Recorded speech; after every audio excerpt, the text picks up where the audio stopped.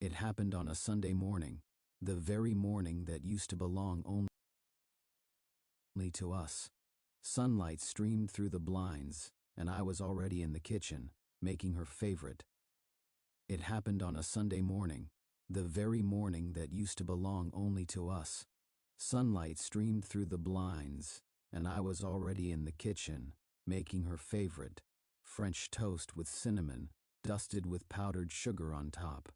I thought maybe, if I did the little things like before, she would smile at me the way she once did.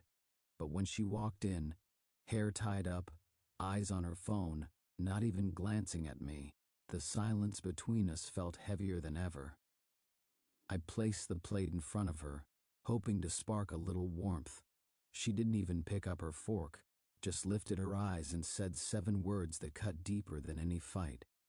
"You don't turn me on anymore." No anger in her voice, no cruelty, just flat honesty, as if she were announcing the weather. And in that moment I realized, sometimes the softest words cut the deepest. I sat across from her, staring at the untouched plate. I wanted to ask why. I wanted to remind her of the nights we laughed until sunrise, the road trips where she sang off-key just to make me laugh, the time she told me I was the only man she felt safe with. But I didn't, because deep down, I already knew. I had felt it myself, the distance, the way her body drifted from mine in bed, the way her laughter sounded different when it wasn't with me, the way she looked at her phone more than at my face. But hearing it out loud was different. It was final. I nodded slowly, pretending it didn't rip me apart inside. "I understand." That was all I said. The rest of the day passed in silence. She went upstairs to rest, while I sat at the table for hours, staring at the untouched fork. My mind replayed all the moments I had ignored, the cold shoulders, the late nights, the absence of kisses, the way she brushed off my touch. I had convinced myself it was stress, work, but no, it was her choice. And sitting there, I realized it was time for me to make mine. That night I didn't beg. I didn't try to prove I could turn her on again. I didn't plan a trip, buy flowers, or look for answers. I just sat with the truth. Love that you have to beg for is not love. She didn't know that with those words she didn't just kill hope, she set me free. Because when the woman you gave your heart to looks at you and says, "You don't turn me on anymore," that's not the end of a marriage. It's the end of the illusion you were holding on to. And that night, lying in the same bed but with miles of silence between us, I whispered to myself, the thing I finally had to do: leave. Not tomorrow, not after one more try, not after another fight. Leave. And I started planning my exit, quietly. At 3 a.m. I gave up on sleep. I sat in the dark living room, the hum of the fridge the only sound. In my head her words repeated over and over, "You don't turn me on anymore." They weren't just cruel words, they were a sentence. I opened my laptop and started making a list. Not an emotional rant, not scribbles of anger. A real list. Gather personal documents, transfer some money to a separate account, find a place I can afford alone. Strangely, instead of sadness, I felt calm, as if the decision had already been made for me, and all I had to do was follow the steps. The next morning she woke up cheerful, too cheerful. Humming, she walked into the kitchen, poured herself coffee, and asked if we should buy groceries. I looked at her like a stranger wearing my wife's face. The night before, she destroyed our marriage with one sentence, and now she acted like nothing had happened. I said, "Sure," and that was it. The week went on. I stopped trying. I didn't start conversations, didn't reach for her, didn't plan anything. She barely noticed. Or maybe she did and didn't care. One evening she said, "You've been quiet lately." I answered, "Just tired." That was enough for her. No questions, no effort. And that's when I knew she wasn't just tired of me. She was indifferent. And indifference is worse than hate, because hate still has passion. Indifference means you could disappear tomorrow and nothing would change. I kept planning, quietly, carefully, talked to a friend in real estate, checked out small apartments, started moving things little by little. My guitar, books, tools. Slowly enough so she wouldn't notice. And the strangest part, I didn't feel guilty. I felt relief. By Wednesday, I had found a place.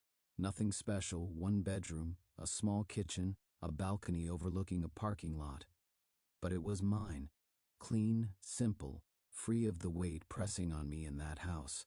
That Saturday, she suddenly asked, "Want to go out tonight? Dinner, maybe?" As if the last few months hadn't existed, I looked at her and said calmly, "No, I have plans." That night, I moved my things into the new apartment. A bit of clothing, my guitar against the wall, a photo of my parents. It wasn't much, but it was freedom. When I came back, the house felt heavier than ever. The walls with photos weren't ours anymore. She sat on the couch with her phone, looked up and said, "Hi, hi," I replied, heading upstairs. The plan was ready. All that was left was the goodbye, and I wasn't going to make a scene. I would leave quietly, just as she had left me. Sunday morning came like always, but inside me everything had changed. I made coffee, sat across from her.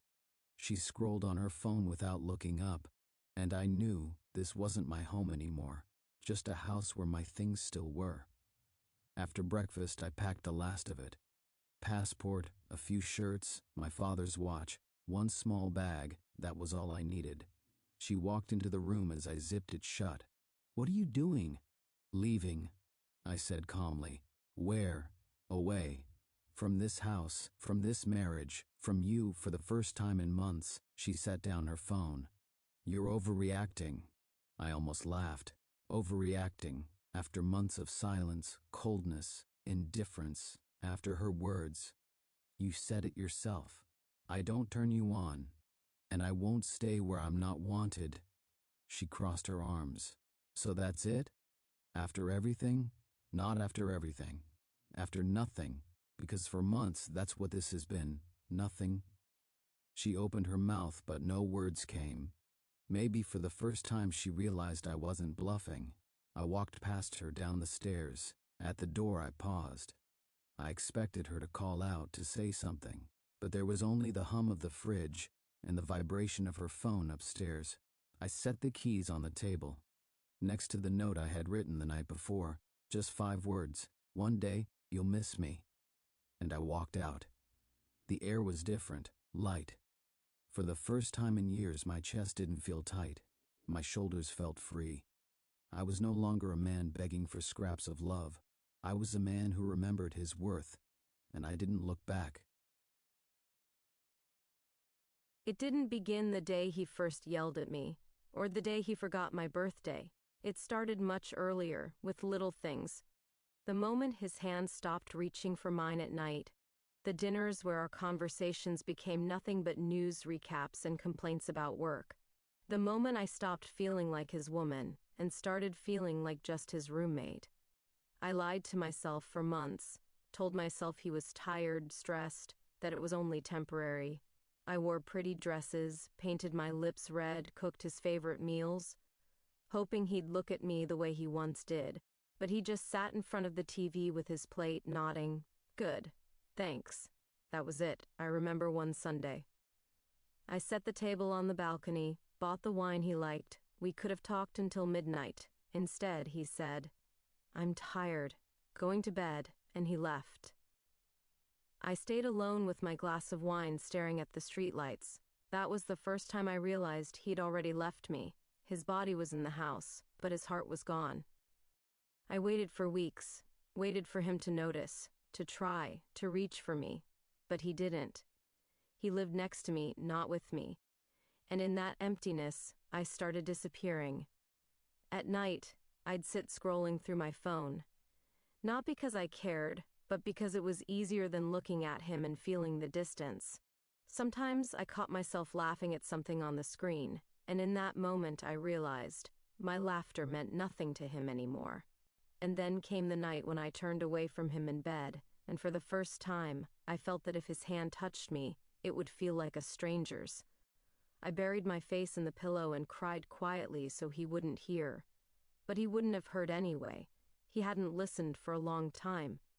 So I started living my own life, coming home later, leaving earlier. And strangely, he never asked where I was, never called, never wondered, as if it suited him. That's when I knew it was over. But there was no scene, no screaming, just silence, the kind of silence where love dies. I began packing my things. First, small ones, jewelry, books, photo albums. Then clothes, shoes. Slowly, carefully. I thought, maybe he'll notice, maybe he'll ask. But he didn't, or maybe he pretended not to. And then one morning when I was zipping up a bag, he finally asked, "Where are you going?" I looked at him, tired eyes, unshaven face. The man I once loved with every fiber of my being stood before me like a stranger. "Home," I said. "But this is home," he replied. I shook my head. "No, this hasn't been a home for a long time." He went silent, and in that silence I knew he agreed. Deep down he felt it too. I left the keys on the table, slung the bag over my shoulder, and walked out. No shouting, no accusations, quietly. It was early morning outside. The air was cool, fresh. I inhaled deeply, and for the first time in so long, I felt free. Yes, there would be pain, loneliness, fear of the unknown. But it would be my life. Honest, real, without illusions. Because love that you have to fight for alone is not love. And sometimes the strongest way to leave is without slamming doors, just opening them and stepping through.